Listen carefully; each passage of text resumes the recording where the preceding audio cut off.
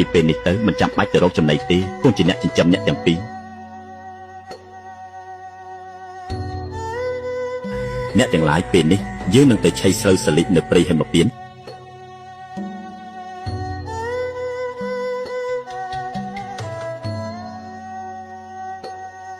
ពួកយើងចុះនៅទីនេះហើយ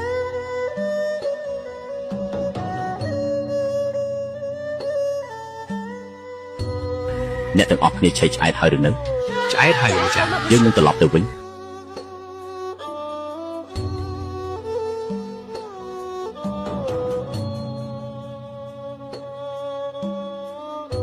ពុកម៉ែនេះជាស្រូវសាលិចដែលដុះនៅព្រៃហេមពៀនចូលអ្នកទាំងពីរបរិភោគចុះលោកម្ចាស់ពេលនេះស្រូវសាលិចនៅដែនមកធៈប្រហែលជាដុះហើយបើដូច្នេះពួកឯងទាំងពីរចូលទៅដែនមកធៈមើលតើដុះស្រូវសាលិចហើយឬស្រូវសាលិចដុះច្រើនពិតមែនតោះយកដំណឹងទៅប្រាប់លោកម្ចាស់វិញ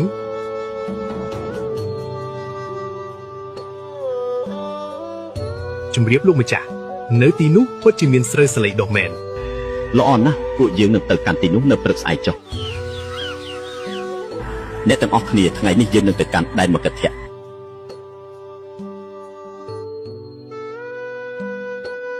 អ្នកទាំងអស់គ្នាអាចចុះឆៃស្រូវសាលិចបានហើយ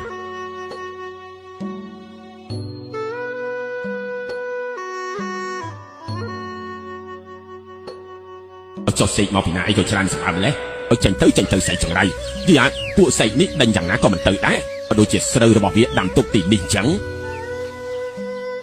ចុះអាមួយនោះអីក៏លុបលុនម្លេះស៊ីឆ្អែតហើយនៅឆ្លៀតពំគួរស្រូវចុះទៅទៀត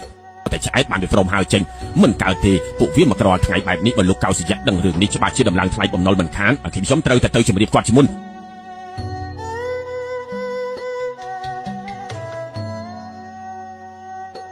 ជម្រាបសួរលោកម្ចាស់កៅសយៈមិនហើយអ្នកកំឡោះស្រូវក្នុងស្រែបានផលល្អដែរទេលោកម្ចាស់ស្រូវក្នុងស្រែបរិបូរណ៍ណាស់តែមួយរយៈនេះមានសត្វសេកមួយហ្វូងធំតែមកស៊ីស្រូវរាល់ថ្ងៃក្នុងនោះមានសេកមួយមានធំជាងគេពណ៌វិញក៏ស្រស់ស្អាតវាស៊ីឆ្អែតហើយឆ្លៀតពំគួរស្រូវយកទៅទៀតយើងពេញចិត្តនឹងសេកនោះណាស់តើឯងចេះដាក់អន្ទាក់ទេចេះលោកម្ចាស់ល្អអញ្ចឹងឯងត្រឡប់ទៅវិញចុះហើយធ្វើអន្ទាក់អំពីកន្ទុយសត្វចាប់សេកនោះទាំងរស់មកឲ្យយើងបណ្ដាអន្ទាក់នៅកន្លែងណាមកហ៎ដាក់នេះហើយព្រោះសេកនៅភាគច្រើនចុះកន្លែងនឹង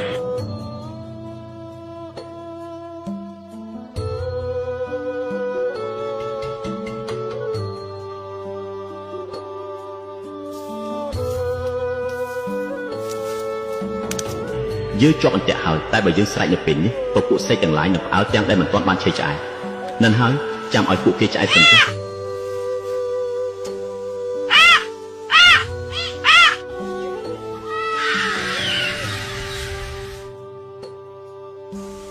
ដល់នេះចេះ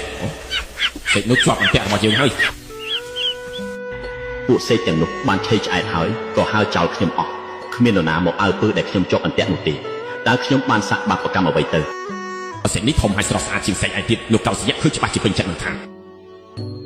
ចូលទ្រង់អាសម្លាញ់ទៅជួបលោកកៅសយៈជាមួយយើង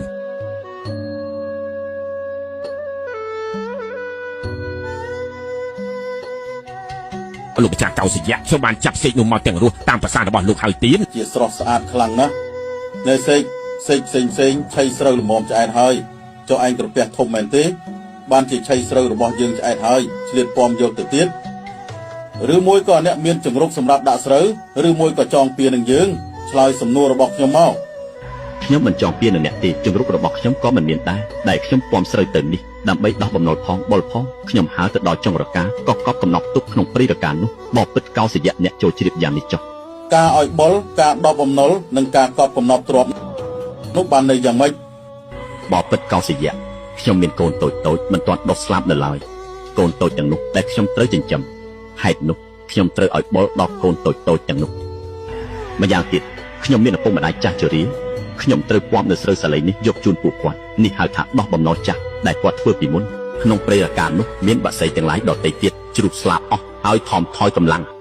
ខ្ញុំត្រូវការដោយបុណ្យក៏ឲ្យដល់បក្សីទាំងនោះបណ្ឌិតទាំងឡាយពោលថាបញ្ញកម្មនេះជាកំណត់ការឲ្យបុលការដោះបំណុលនិងការកប់កំណត់ទ្រព្យរបស់ខ្ញុំយ៉ាងនេះឯងបបិទ្ធកោសយៈអ្នកចូលជ្រាបអស្ចារ្យណាស់ឯងជាបក្សីទេតែចេះដឹងគុណហើយប្រកបដោយធម៌ដែលពួកមនុស្សខ្លះមិនមាន ចាប់ពីពេលនេះទៅយើងប្រគល់ស្រូវ400ហិកតាដល់អ្នកចូលនាំពពួកបរិវាររបស់អ្នកមកឆីតាមសบายចុះ បបិទ្ធកោសយៈសូមអ្នកកុំប្រមាថចូលអ្នកឲ្យទានដល់សមណៈព្រាហ្មណ៍ផងចិញ្ចឹមមេដាបិតាដែលចាស់ជរាផង ថ្ងៃនេះប្រាជ្ញានិងបុណ្យបានកើតឡើងដល់យើងត្បិតយើងបានជួបនឹងស្ដេចសេកដ៏ប្រសើរជាងពួកបក្សីទាំងឡាយយើងនឹងធ្វើបុណ្យឲ្យបានច្រើន